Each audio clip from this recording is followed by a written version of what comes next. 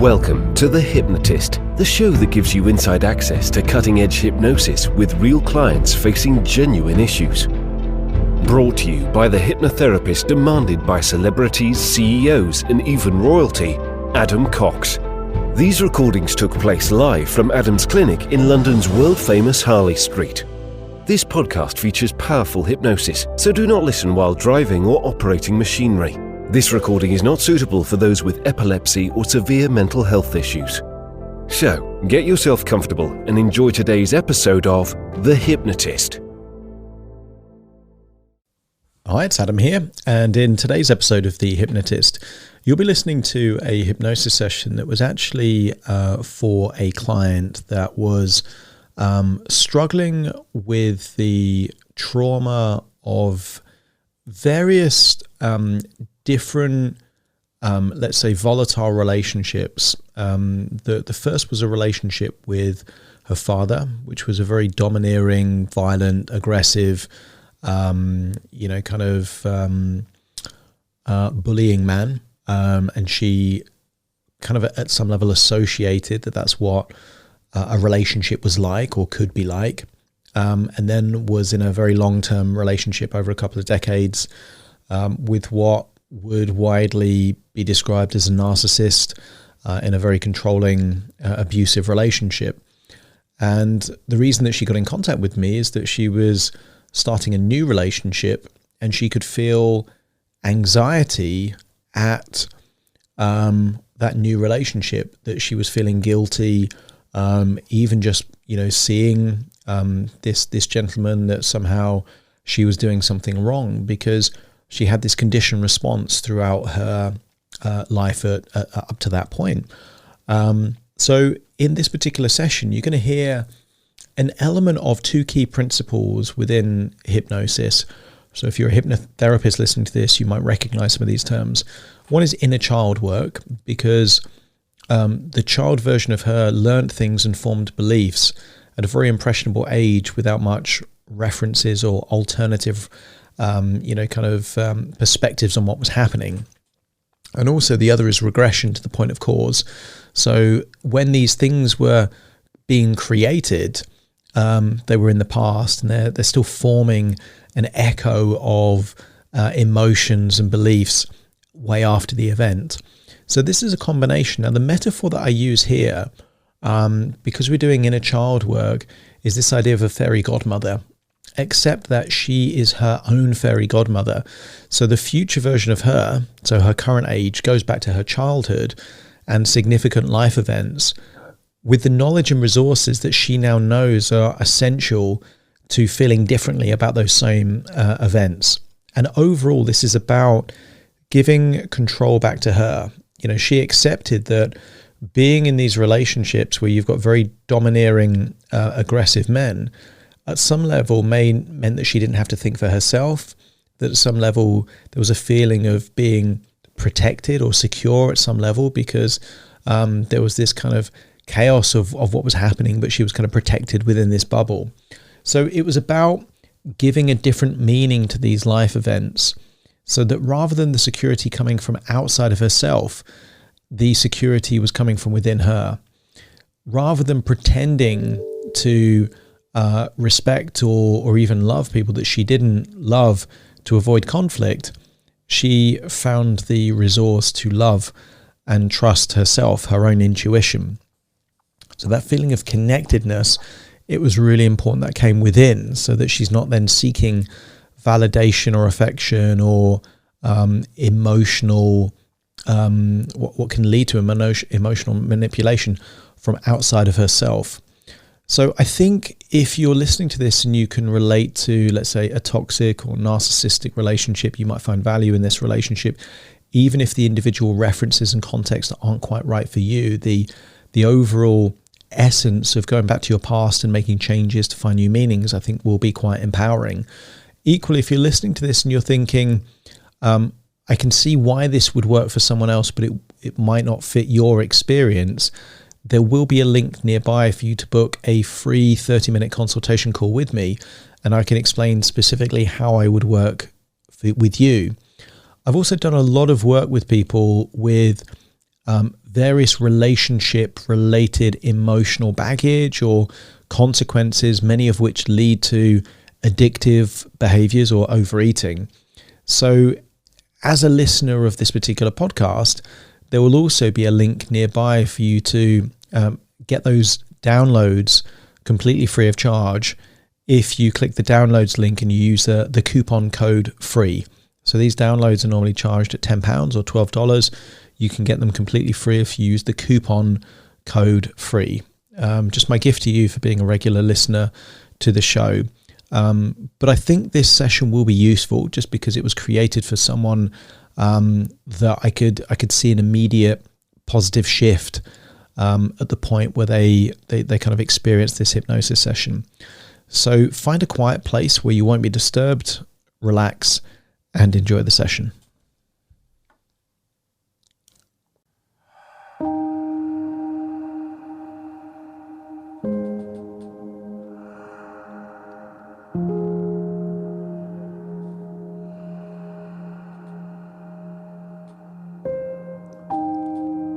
Take a deep breath in.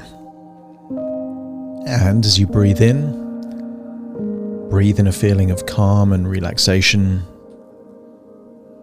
And as you exhale, just allow feelings of tension, stress, or worry to leave your body in your outward breath.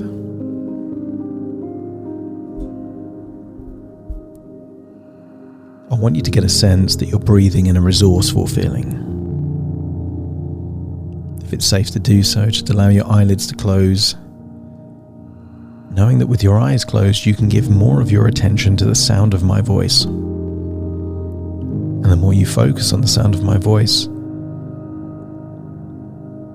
the more you start to forget of all those other things going on around you.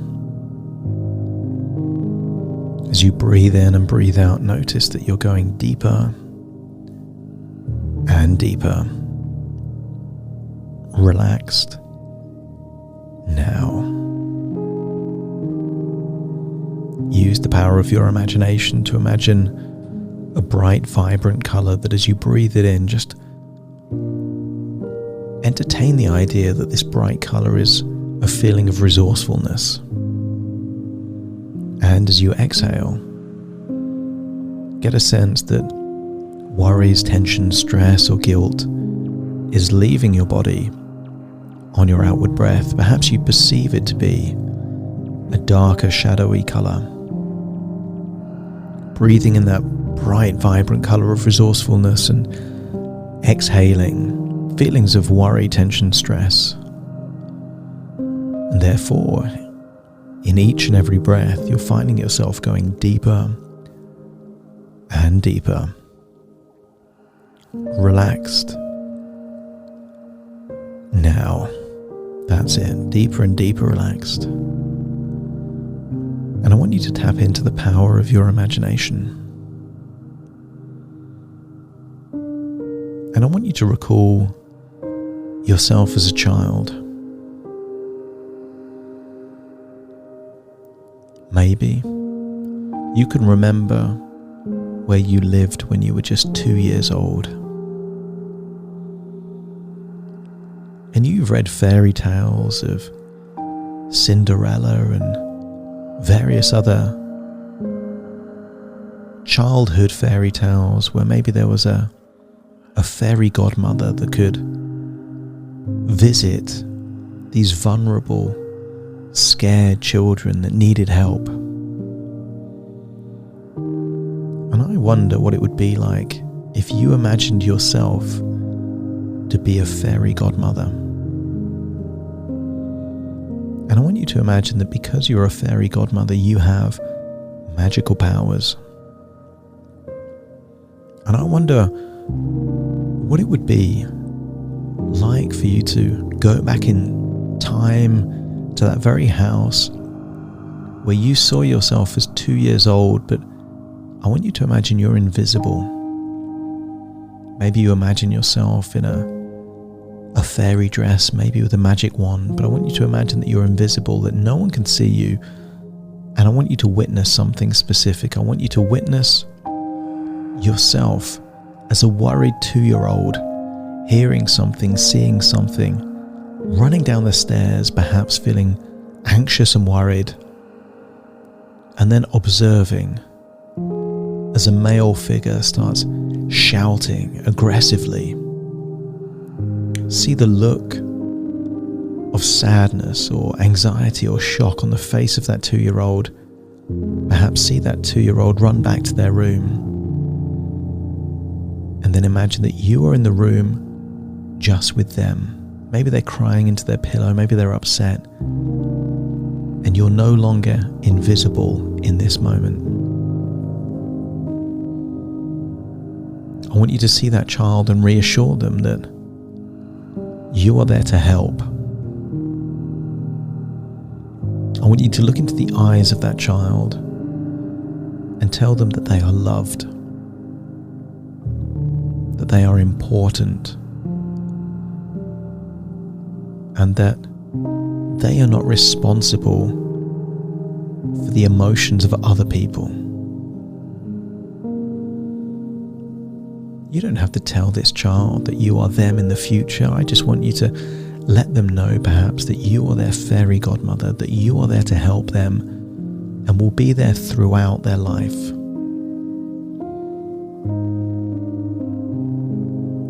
As a 2-year-old, that child was forming different ideas and beliefs about what things mean.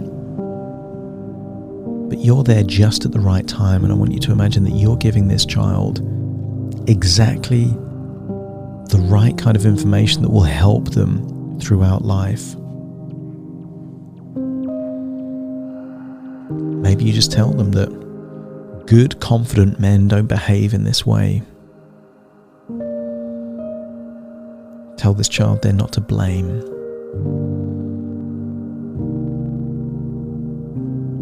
And maybe use that magic wand of yours to give this child what it needs most.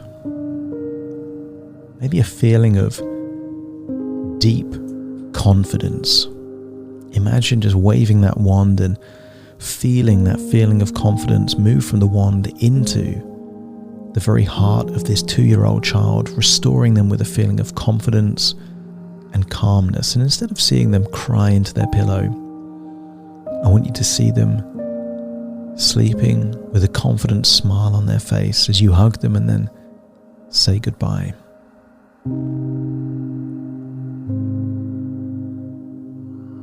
And then imagine you wave your magic wand and you go forwards in time to a different time. I want you to imagine you're going forwards in time to when you see yourself to maybe 9 or 10 years old. Something's happened. And I want you to imagine that you're about to communicate to that 9 or 10-year-old version of yourself before you get beaten up, before you get put in a police cell. I want you to let that innocent child know what is about to happen so they can mentally prepare. And in doing so, again, tell them that they are loved, they are important. I want you to get a sense that sometimes just knowing what is about to happen means that the uncertainty is removed. I want you to hug this 9, this 10-year-old child. Tell them that they are important. Tell them that what's about to happen is unreasonable and unfair. And to give them the ability to follow and listen to their intuition, to have a sense of inner strength, confidence, and empowerment.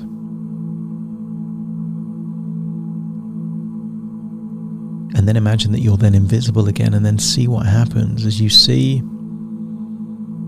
all the events unfold, but this time you see this child handled the situation differently. Maybe the violence is the same, but this time they feel stronger and more resilient, less affected by it. Maybe they do end up in a police cell, but instead of crying or feeling upset or scared, they sit with their thoughts, just listening to their intuition, developing a deep sense of strength, resilience, and inner confidence that comes from an idea that if they can deal with this as a child, they can handle whatever life throws at them. Observe this. Observe this child getting stronger and more confident. Spending time sitting with their thoughts, tapping into that powerful ability of intuition to give them insight and inspiration for significant decisions.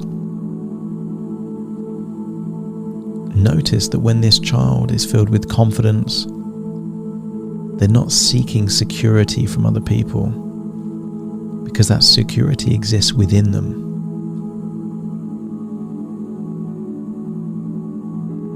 Appear in that police cell with that child, knowing what they've gone through. Maybe there's still bruises or other injuries. And again, hug this child, tell them they're loved. Tell them that you will be their protection, and that the way that you will communicate with them is through their own intuition. That you as the fairy godmother will always be there through their intuition. And you can see that calmness that comes on their face. A sense of confidence, that knowing that their protection is from someone with powerful, positive intentions and motives, not someone that has an agenda that wants to manipulate.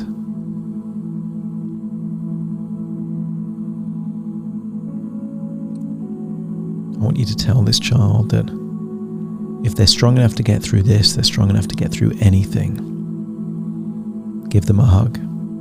Say goodbye, knowing that that confidence within them is getting stronger and stronger, and that intuition is getting all the more accurate, that they know how to read when something is right and when something is wrong, and they're tapping into that infinite power within them. And then move forwards in time to when they're 15 years old. Maybe they're in a different house this time, but I want you to again be invisible as you observe a man strangling a woman, maybe waving a blowtorch in front of the face of a teenager,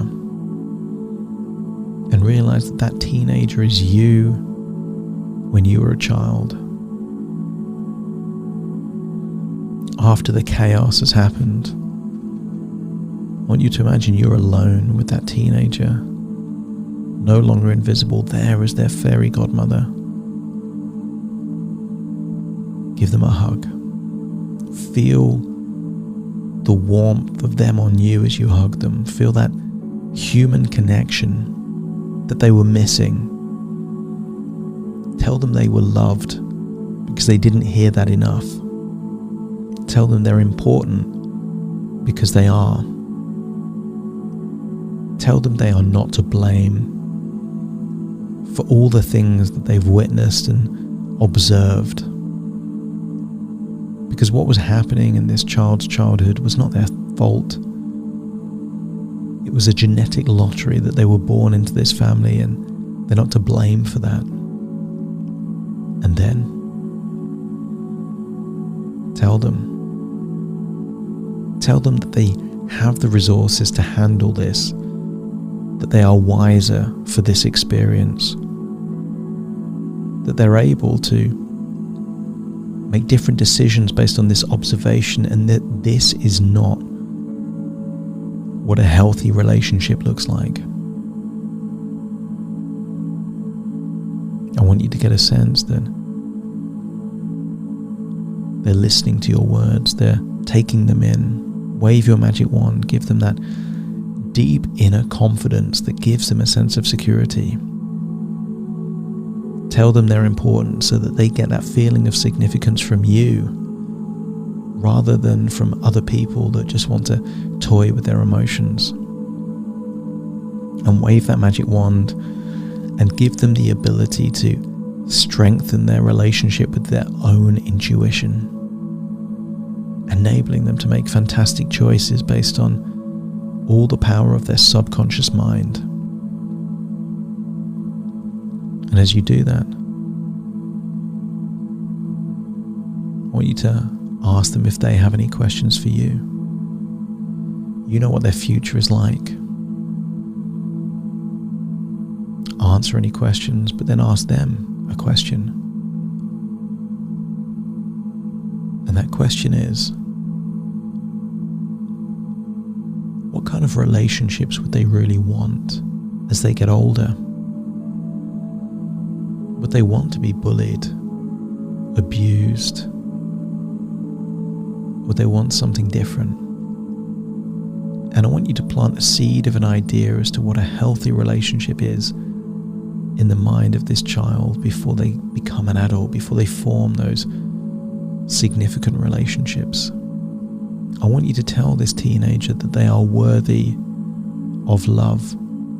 They are worthy and deserve a healthy, happy relationship. That their validation does not come from other people, it comes from within. That they are worthy no matter if they are in a relationship or not. Give them that confidence with your magic wand. Give them a hug, say goodbye, knowing that you've been there at key moments in their childhood to lay the foundations for ripples through space and time that will take the meanings associated to these significant events in their life to work for them rather than against them.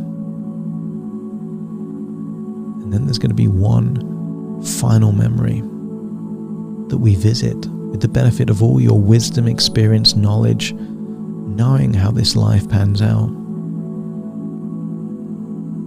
And I want you to imagine seeing yourself when you're 24 years old, just before you're about to meet someone significant.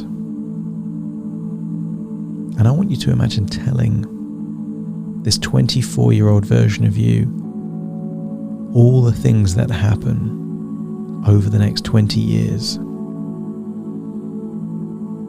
and the consequences of that, questioning their own thoughts, their own beliefs, telling them what's going to happen to them physically, emotionally, what it's going to do to their confidence and self-esteem, and tell them all of this, and tell them that they can't blame an individual because they allowed it to happen. The goal here is not to find someone to blame, but to strengthen the boundaries, to trust the intuition so that this individual knows how to make good decisions in relationships. They say forewarned is forearmed, and now this version of you knows what to expect, knows not to carry that guilt, that shame, that obligation of what other people say or do or what happens to them. Wave your magic wand, give them a powerful sense of inner confidence, self-belief, the ability to create and establish boundaries that keep them safe. The security comes from the boundaries that they build, not from the person that they're with. And then that final magic wand where they connect powerfully to their own intuition and are willing to follow it. And when all of these things are in place,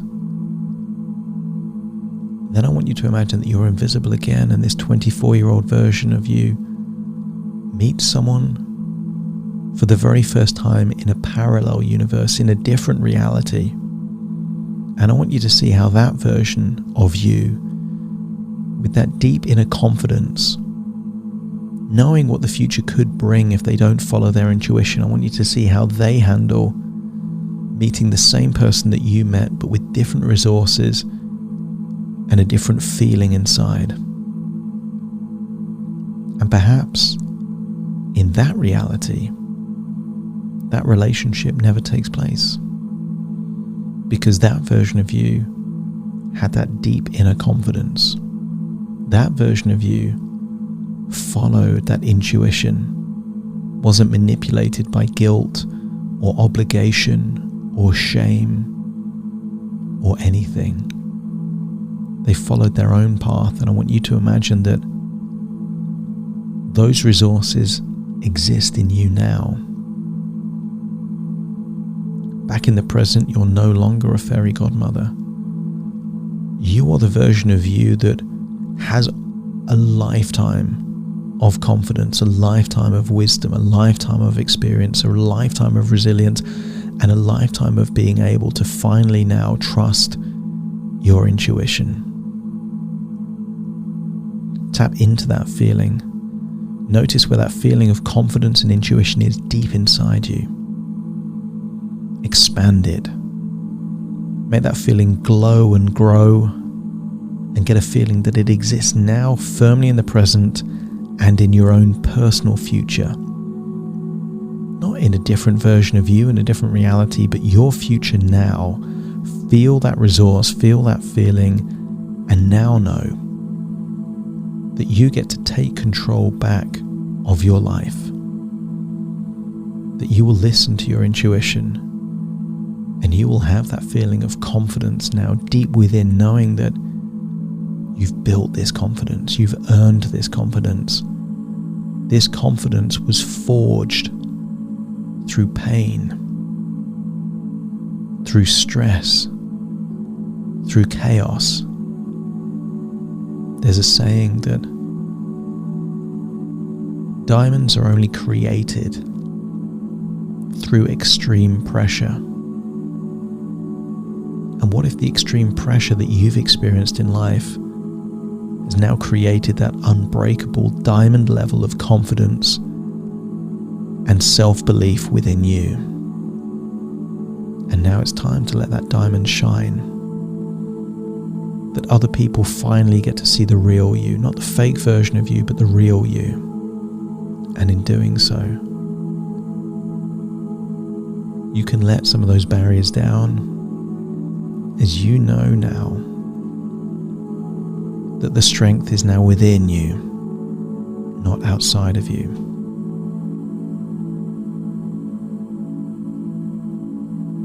As you allow these thoughts, these suggestions, these new beliefs to take root, that you are loved, you are worthy, that you deserve everything and more that perhaps you've missed out on in life. Knowing that you are open to good things and deserve good things.